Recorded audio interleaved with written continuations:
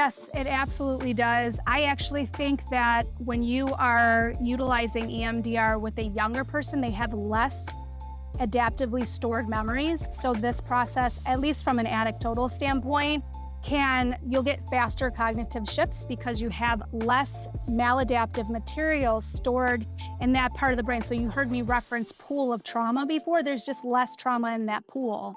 So these negative beliefs compound over time.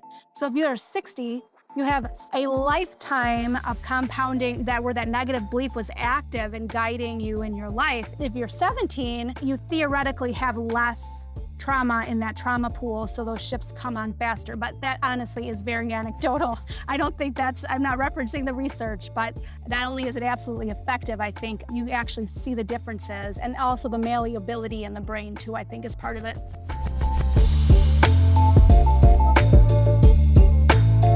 I think I'm always willing to try. Occasionally, there was one time there was a woman that was pregnant, and there really wasn't any research about how the EMDR experience will affect an unborn child. So we chose not to engage in EMDR.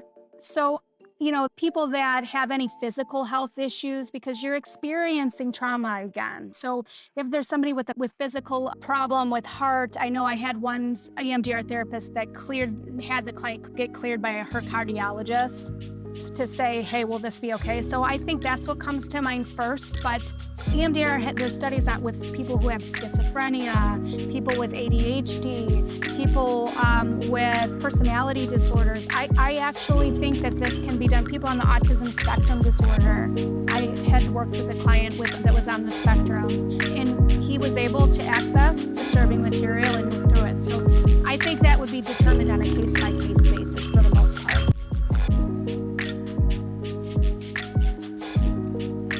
It's not, although I recently attended a CEU about hypnosis, and we actually had such a good conversation because there was some overlap with some of the concepts, but the formal answer is no, EMDR is not hypnosis. What's really needed for this to be effective is the client's ability to dual focus, to be able to have one foot in reality in my office and the other one in the memory and the material. So that person has to be very conscious. So even like when you're working with dissociation, this is a very good treatment with clients who present with dissociation issues, because you're helping them orient themselves to safety and in their body and being able to be completely present while also in the same space accessing pain. So you need absolute consciousness in order to be able to engage in EMDR.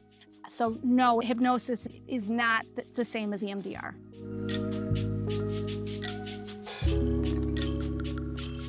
Yes, absolutely. I actually sent a lot of my new hires to EMDR during the pandemic, and it was there. Right now, EMDR training is only being offered by EMDRIA anyway, virtually.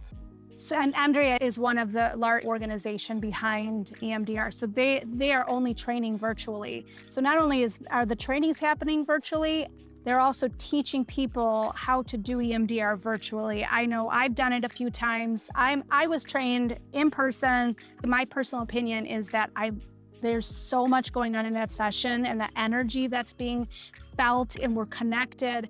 I prefer to do EMDR in person, but that's me. There's a lot of people who will say, okay, you can absolutely still engage in EMDR online. You just have to be in tune in a different way, and you have to be able to have the client find a way to do bilateral stimulation themselves.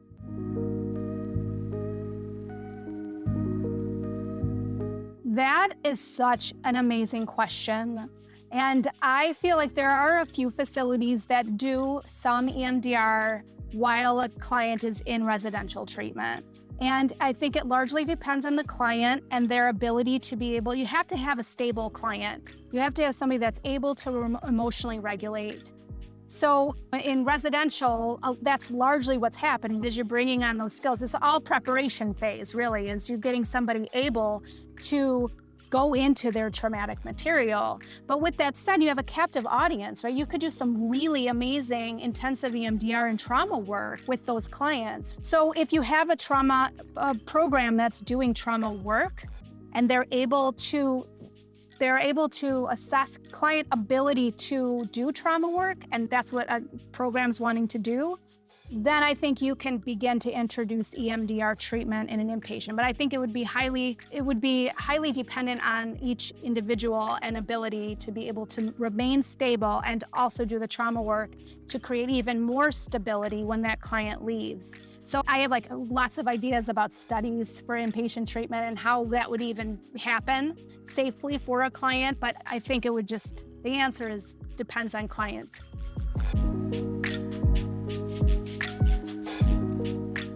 No, the formal answer is no. I think part of EMDR work with the client is contracting with that client so that they have informed consent as part of that contract that what we're doing is activating negative experiences and pain with the knowledge that there's purpose to that pain. We're going to get on the other side of that pain. I think with any psychotherapy, in my initial paperwork, it's that therapy can temporarily make you more uncomfortable. But in my opinion, you're not really doing it right if the person isn't experiencing some sort of discomfort, because what we're doing is we're moving into defense mechanisms, avoidant patterns, and we're helping that person to feel their authentic selves, their authentic feelings. So that can be painful for a myriad of different clients. However, with that said, that pain is temporary. And the idea is to help that person not only tolerate that pain, but understand its purpose and get on the other side of it.